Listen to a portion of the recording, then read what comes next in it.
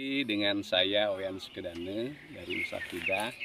Kali ini saya ingin bercerita kembali tentang budidaya tanaman porang di Nusa Pida. Saya menanam porang di Nusa Pida cukup luas, kurang lebih ada 10 hektar ya. Tetapi juga saya menanam di areal KB Jati Garden Villa and Restoran.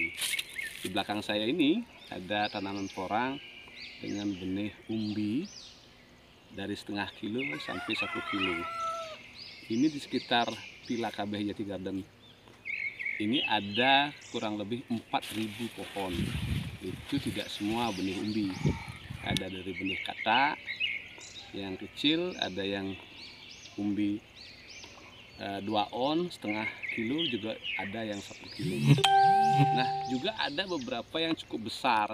Anda bisa nanti lihat umbinya cukup besar. Secara umum budidaya tanaman porang di Nusa Pida boleh dikatakan berhasil dengan catatan cara budidaya benar, baik dari benihnya yang bagus, penyemaiannya, kemudian waktu tanamnya, serta pengolahan lahannya serta pupuknya. Nah, ini menjadi bukti bahwa Nusa Pida yang bisa dikatakan tanahnya tipis, airnya minim, bisa berkembang baik tanaman porang.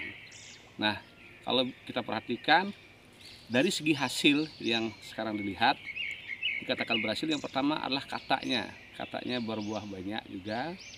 Yang kedua, batangnya besar-besar, daunnya lebat. Nah, kalau batang yang paling bawah itu menunjukkan besar umbi. Nah, secara teori kalau misalnya batang paling bawah itu diameternya berapa, itu 3 kali besar umbinya. Nah, misalnya nanti saya tunjukkan ada porang saya ada lebih 10 kilo itu mungkin besarnya nanti. Nanti saya ada tunjukkan. Nah, juga di sini di KB Jati Garden Villa and Restoran ini juga ada porang-porang yang terserang busuk batang atau layu fusarium. Nah, ini karena saya lambat menggunakan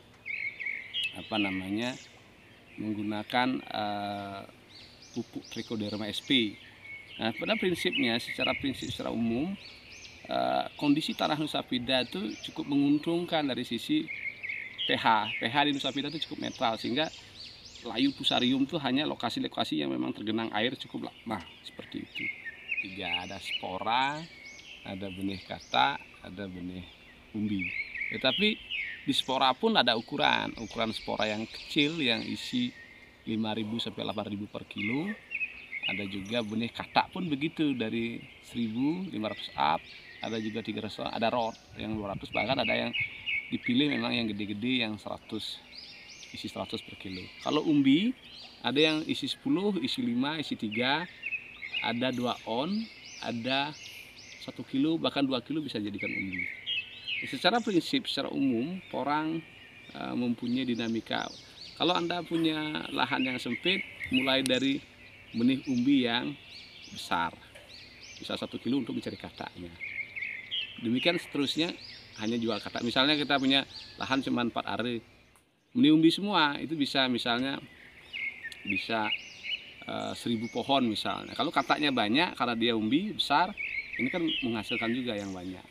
Kalau misalnya yang luas, bisa dengan benih spora atau benih katak dengan harga yang lebih murah, sehingga lebih banyak dapat, seperti itu. Ini rentan busuk ya, rentan busuk penyebabnya satu karena pH, yang kedua juga karena kelembaban hujan yang terlalu lebat. Biasanya hujan yang lebat menyebabkan air tergenang, kemudian tanah yang digundukkan tuh rata atau dia tergerus, seperti itu.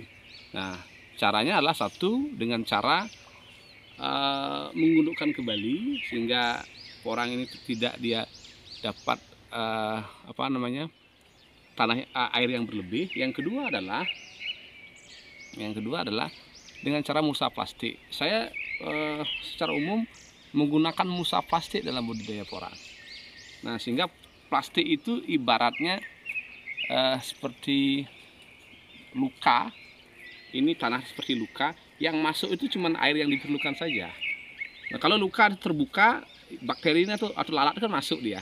Secara logikanya begitu. Kalau dia tertutup, dia hanya di lubang-lubang itu saja, dan itu dari lubang itu kita sudah tembak dengan anti jamur, anti bakteri seperti itu.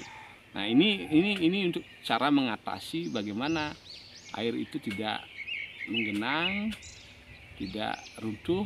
Kalau pakai mulsa tuh dipastikan gundukan tidak runtuh. Nah, demikian ulasan kita kali ini tentang porang. Ini menjadi penanda bahwa porang di Nusa Penida berhasil dengan baik.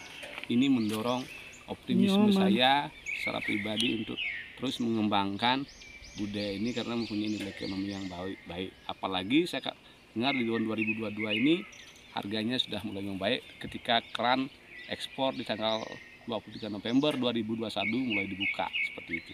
Oke, terima kasih.